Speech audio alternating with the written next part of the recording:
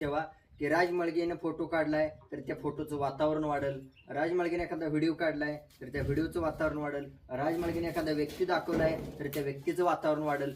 मी वातावरण वाढवा म्हणून कधीच केलं नव्हतं. मला फक्त जवळच्या बैलाचं तोंड शिंग आणि जवळच्या बैलाची वंशावळी पुढे आणायची होती मला, आणि ती माध्यम लाभलं मला तांडूरचा राजा.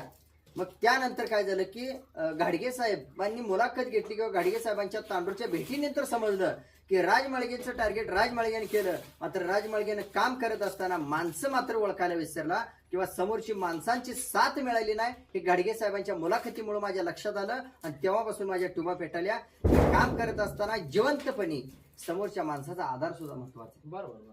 समोरच्या माणसाचा पाठिंबा सुद्धा महत्वाचा आहे. समोरचा माणूस आपल्याला काय म्हणतो हे सुद्धा महत्वाचं आहे. आज रमेश खांडेकर मामाची मुलाखत घेऊन गेलोय किंवा लहानपणी मी येऊन गेलोय का नाही किंवा त्याला बैल ठेवा म्हणून सांगितलं का नाही, हे सुद्धा त्यांच्या तोंडातून येणं हा सुद्धा मोठा आधार आहे. आधार आहे की त्याला काय तर थोडं कळलंय म्हणून मला सांगून गेलंय म्हणून मी वाटलं मला. हा, मग ह्या धर्तीवर अनेक तरुण पिढी उभारणार आहे किंवा रमेश खांडेकर उदाहरणं घ्या किंवा ह्यांची पुढची पिढी म्हणा, ह्यांची मुलं म्हणा, या व्हिडिओच्या धर्तीवर आणि ह्या व्हिडिओमध्ये जे काही माझी चर्चा केली आहे या चर्चेच्या धर्तीवर सुद्धा काम करू शकतील अशा आत्मविश्वासाने मी तेवढं जास्त वेळ घेऊन एक मुलाखत घ्यायची पद्धत आहे माझी.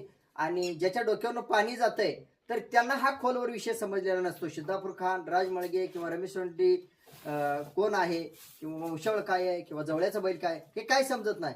त्यांना आधीच्या व्हिडिओ सगळ्या व्यवस्थित बारकाईनं बघावे लागतील.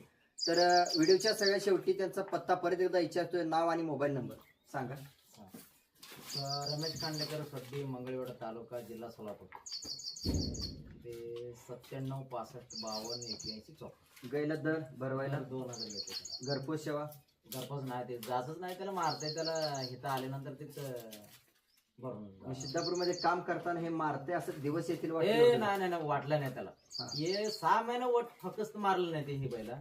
6 महिने झाल्यानंतर तिथे व्यसनच धरलं नाही अजूनपर्यंत. दात संपले त्याला आता, अजून धरलं नाही मी व्यसन धरलं नाही आयडियानच. हा फक्त पोरं धरते त्याला, पोरं जाऊन त्याला गैवर सोडते त्याला. आम्हाला धरल्यानंतर तिचं ऐकून येत नाही त्याला बैला. मंडळी हे दिवस मी जवळचा जो बैल शेवट झाला त्या थैल्या बैलात हे गुण बघितलं होतं.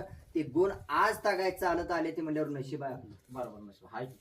ते ज्यांच्या गाईच्या पोटी जन्मलं त्यांचं पण नशीब होतं, पण वेळ काळ त्यांची नव्हती.